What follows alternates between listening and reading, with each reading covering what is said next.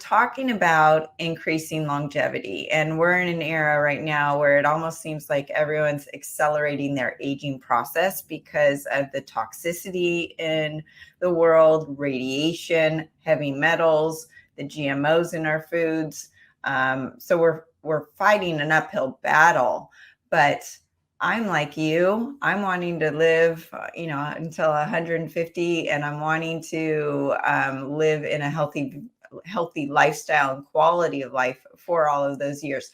So I want to get into the key tips for increasing longevity. And number one, you literally wrote the Bible on autophagy, and I want to get into the element of autophagy as it relates to longevity.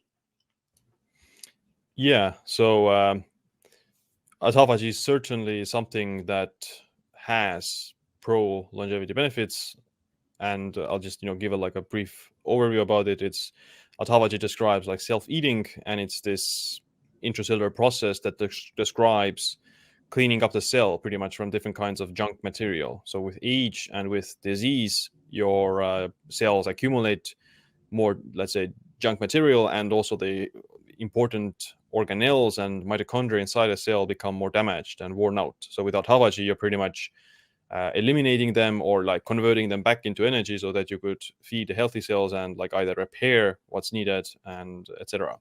So it is like beneficial for anti-aging in that sense, because a lot of the, with age you see a decline in autophagy, and simultaneously you see an increase in like the junk material inside a cell. So all cells, like all old cells, have like poor or low autophagy and this accumulation of this different junk material.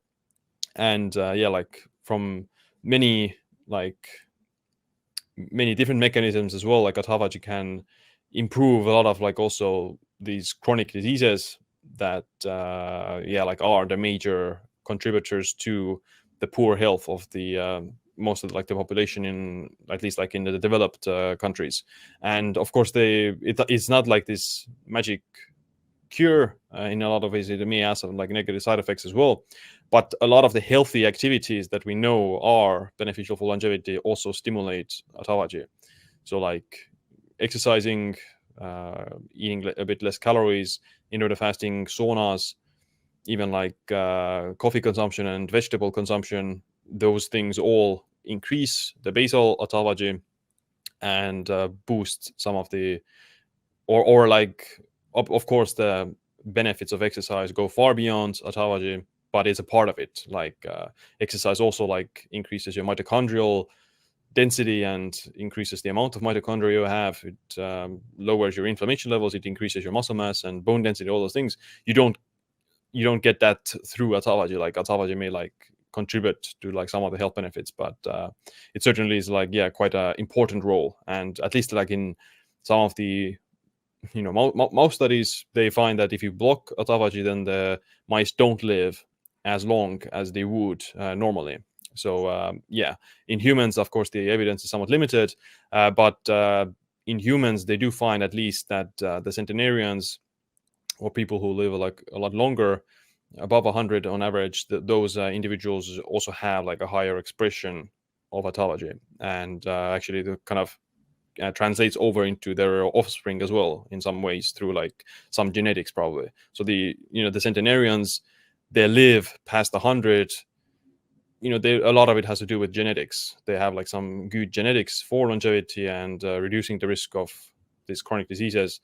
But it's also, of course, they follow like a adequately healthy lifestyle. But there's also like many centenarians who like smoke and drink on a regular basis and still live past 100. So that's mostly like genetics.